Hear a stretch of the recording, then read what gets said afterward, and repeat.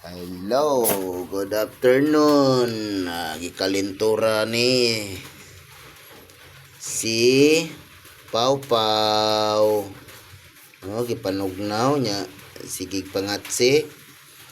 Kining isa nagkurog-kurog sa katugnaw si Princess. Ang princess namo bulingit kayo, di man pwede bason.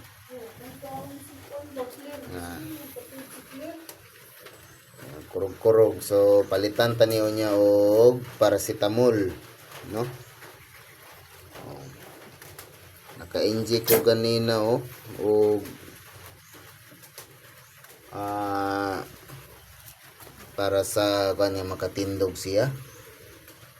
Luoy kay ni ako si Princess. Baby piglet princess. Si Pau Pau, mo ni siya. So, kini karon pero dili na kani siya tanto nga gitugnaw, no?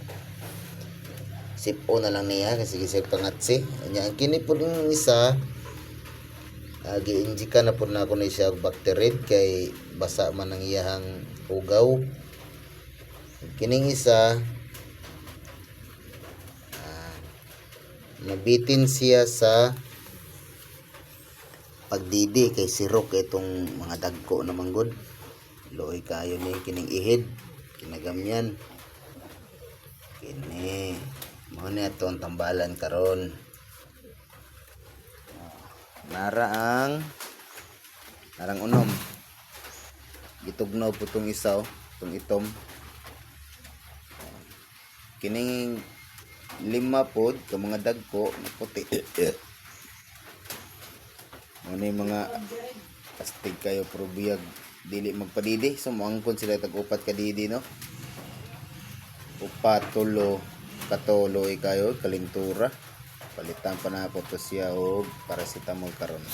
Katulang. Mayong hapon sa tanan.